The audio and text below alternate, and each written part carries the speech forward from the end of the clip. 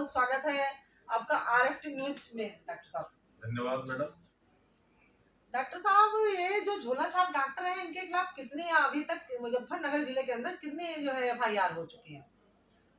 RFT news के पत्रकार KD Mishra ji अपनी टीम के साथ मुजफ्फरनगर के मुख्य चिकित्साधिकारी कार्यालय पहुंचे, जिसमें सीएमओ डॉक्टर महावीर सिंह फौजदार जी से रजिस्ट्रेशन के विषय में चर्चा हुई, क्योंकि कुछ खबर मिली थी कि गलत तरीके से रजिस्ट्रेशन हो रहा है।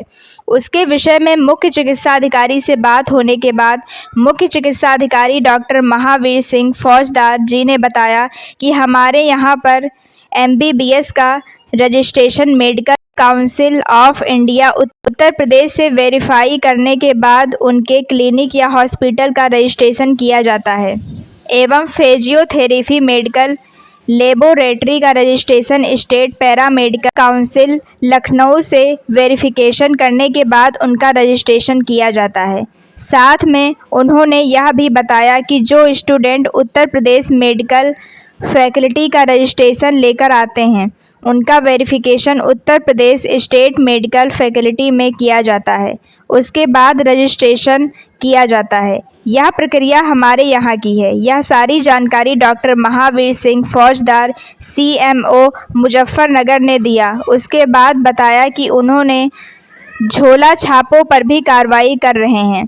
जिन चिकित्सकों पर डिग्री या डिप्लोमा नहीं है, उनके ऊपर सख्त से सख्त कार्रवाई कर रहे हैं।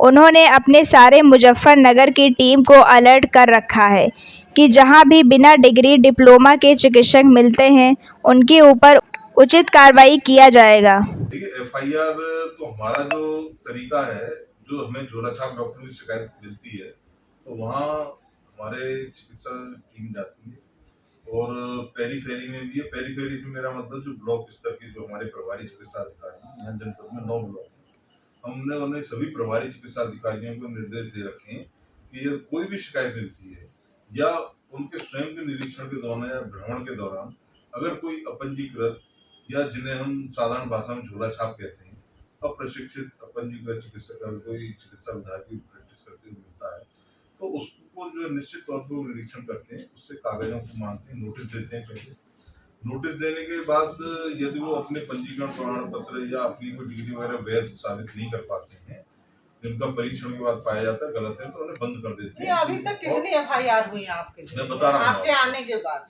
मैं बता रहा हूँ आपको, हमारी हरेक में हम थाने में सूचना भेजते हैं, जैसे एफआईआर होती है हरेक में जाती है।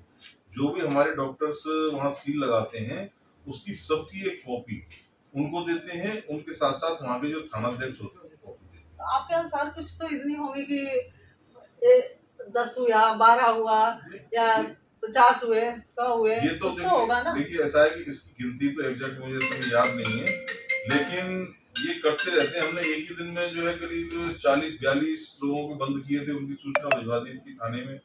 और अभी फिलहाल जो है पिछले कुछ दिनों में, पिछले महीने में ही खतौली में, जानसठ में, मोरना में, बुढ़ाना में, चरथावल में, फुरकाजी में, इन सभी ब्लॉक में कार्रवाई की गई है। मेरे ख्याल से 3-3, 4-4 जगह तो बंदी की है। उन सबकी सूचना शाहपुर में, उन सबकी सूचना थाने में भिजवाई है। ये डीपीटी और ये बीपीटी में क्या रजिस्ट्रेशन आप करते हैं यहाँ पे, और किस एक्ट के तहत करते हैं? ये तो वो मेडिकल क्लिनिकल एस्टेब्लिशमेंट एक्ट है, उसके तहत रजिस्ट्रेशन किए जाते हैं और हम केवल उन्हीं का रजिस्ट्रेशन करते हैं, चाहे वो चिकित्सक हो चाहे वो पैरामेडिकल हो। हम केवल उसी का रजिस्ट्रेशन करते हैं जो हमारे स्टेट की, उत्तर प्रदेश की काउंसिल से रजिस्टर्ड होती है, जो उनकी संबंधित काउंसिल होती है, उससे यदि रजिस्टर्ड है हम उन्हीं का केवल रजिस्ट्रेशन करते हैं, चाहे वो चिकित्सक एमबीबीएस कौन हो। यदि वो यूपी मेडिकल काउंसिल से रजिस्टर्ड नहीं है तो हम उसका रजिस्ट्रेशन नहीं करते। क्या रजिस्ट्रेशन से पहले आप वेरिफिकेशन कराते हैं? हाँ बिल्कुल, हमारे यहाँ जैसे डिप्टी सीएम रैंक के अधिकारी हैं, वो क्लिनिकल एस्टेब्लिशमेंट एक्ट के नोडल अधिकारी हैं और एक हमारे पटल सहायक हैं, वो दोनों जाते हैं, भौतिक सत्यापन करते हैं। भौतिक सत्यापन में यही देखा जाता है कि वो अगर उन्होंने अपनी क्लिनिक के लिए रजिस्ट्रेशन दिया है तो क्लिनिक के लिए प्रॉपर जगह है या नहीं, या उन्होंने कितने बेड के लिए अस्पताल के लिए अप्लाई किया है उसको देखा जाता है। 50 बेड से ऊपर के लिए शासन की नीति है कि उसमें एक जिला स्तर पर समिति बनी हुई है, जिसमें एडीएम एफबी हैं उस समिति में, वो जाते हैं साथ में, और एसपी क्राइम है ये दोनों पुलिस प्रशासन के लोग हैं, ये हमारी टीम के साथ जाते हैं 50 बेड से ऊपर के अस्पताल में। उससे नीचे के जो चिकित्सालय उसमें हमारी टीम जाती है, बाकायदा रिपोर्ट लगती है कि हमारे द्वारा इसका भौतिक सत्यापन कर लिया गया है। और जिन चिकित्सक को, और ये बिल्कुल पारदर्शी प्रक्रिया है, ऑनलाइन एप्लीकेशन आती है पंजीकरण के लिए, उनमें जिन चिकित्सकों के नाम होते हैं उन चिकित्सकों को वहां जाकर चेक किया जाता है कि वो हैं या नहीं, कर रहे हैं प्रैक्टिस या नहीं है। धन्यवाद, आपने RFT न्यूज़ से बात की। Thank you madam. AIDT